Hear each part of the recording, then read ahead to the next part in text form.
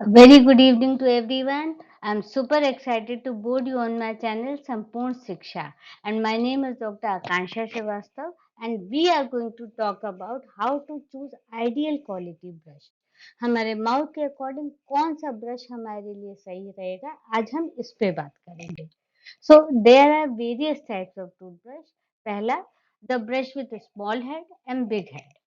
Second, brush with hard bristles and soft bristles, and third one is electric brush and manual brush. So in case of hard bristles and soft bristle brush, obviously हमें soft bristle brush choose करना चाहिए. Why? Because first of all ये comfortable होता है, because हम उसको अपने according pressure लगा के, ऑप्टिमम प्रेशर लगा के अपने दांतों के बीच के सरफेस को क्लीन कर सकते हैं. एंड सेकेंड वन इज ये सेफेस्ट होता है टीथ और गम्स के लिए.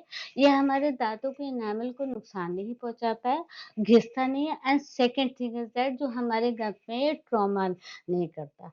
एक बात दोस्तों ध्यान रखिएगा, हमें अपने दांतों को घिसना नहीं है, हमें अपने दांतों की घिसाई नहीं करनी, उसको साफ करना है. साफ भी कैसे? जो फूड डिपॉजिट है, जहां जहां हमारा खाना जमा होता है, वहां पे हमें क्लीन करना होता है ताकि बैक्टीरियल ग्रोथ ना हो. स्मॉल हेड और बिग हेड. जब आपकी ओरल कैविटी छोटी होती है, जब मुंह छोटा जैसे बच्चों का है, बच्चों में स्मॉल हेड ब्रश यूज करते हैं, किड्स वाला. और कुछ एडल्ट के भी मुंह छोटा होता है, उनके केस में भी स्मॉल हेड ब्रश यूज करते हैं. या फिर कुछ एरियाज में, जैसे अक्कल दांत, विजडम एरिया, पीछे के दांत. जब पीछे के दांत हमारे कभी कभी टिल्टेड आते हैं, दांतों के अलाइनमेंट में नहीं आते, या फिर वहां पे स्पेस इतनी कम होती है कि हम बिग हेड वाले ब्रश नहीं यूज कर सकते, तो वहां भी हम स्मॉल हेड ब्रश यूज करेंगे. बिग हैंडल जनरली जो बिग हैंडल ब्रश होते हैं उनका हेड भी बड़ा होता है. ठीक है, बिग हैंडल से क्या होता है, इसकी ग्रिप अच्छी होती है. सो जो थोड़े बड़े बच्चे हैं, मतलब 4 साल से ऊपर के बच्चे हैं, उनमें ये हेल्पफुल होता है क्लीन करने में. और नॉर्मल एल्डरली पेशेंट में या लोगों में. Orthodontic brush. दोस्तों आपने सुना होगा कि किसी किसी के टेढ़े मेढ़े दांत होते हैं. अब उन टेढ़े मेढ़े दांतों को ट्रीट करने के लिए ऑर्थोडोंटिक ट्रीटमेंट, मतलब तार लगाने वाला ट्रीटमेंट होता है. तो इसमें ये ब्रैकेट लगाते हैं, इसको ब्रैकेट कहते हैं. और ये वायर होता है, तार होता है, इसके बीच में जो स्पेस होती है, इसको क्लीन करने के लिए ये ऑर्थोडोंटिक ब्रश, जिसमें बहुत पतला ब्रिस्टल्स होता है, जो उसमें इंसर्ट हो जाता है.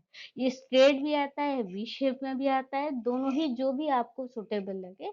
जिनका भी ऑर्थोडोंटिक ट्रीटमेंट चल रहा है वो हेल्पफुल है.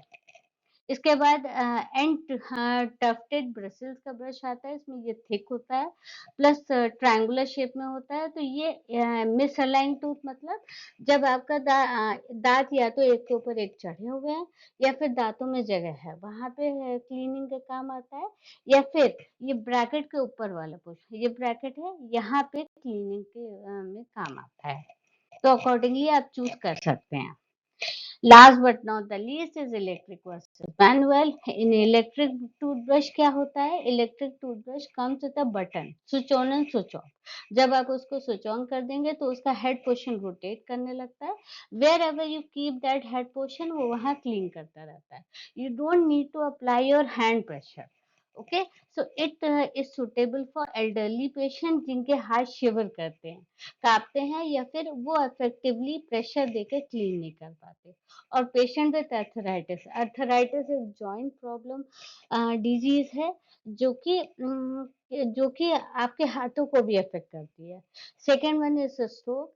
स्ट्रोक में पैरालिसिस आ जाता है, जिसकी वजह से हाथ काम नहीं करते. और पीपल विद एग्रेसिव ब्रशिंग, जिनको बहुत तेज रगड़ के ब्रश करने की आदत होती है, उनके लिए भी इलेक्ट्रिक ब्रश एप्लीकेबल है. बिकॉज ये प्रेशर सेंसर इसमें आता है, जो कि हेल्प करता है एग्रेसिव प्रेशर को रोकने में. Now, last but not the least is manual toothbrush. ये as you all know budget friendly होता है, कॉस्ट इफेक्टिव होता है, इजीली मार्केट में अवेलेबल होता है. ये हम में से मोस्ट ऑफन लोग करते हैं. और ये इजी टू कंट्रोल होता है, मतलब हम अपने अकॉर्डिंग प्रेशर लगा के टूथ को क्लीन कर सकते हैं. ना अगर आप हार्ड ब्रश करते हैं, आपको क्या क्या प्रॉब्लम आ सकती है, दिक्कतें आ सकती है. पहला, प्री मैच्योर वेयर मतलब दांतों का घिस जाना, स्पेशली जहाँ जो चूइंग सरफेस है, ओके। मसूड़ों का नीचे आ जाना है, इसको गम रिसेशन कहते हैं, जिंजाइवल रिसेशन कहते हैं। दांतों में ठंडा गर्म लगना, दांतों का डिस्कलरेशन होना, या फिर दांतों में कीड़ा लगना।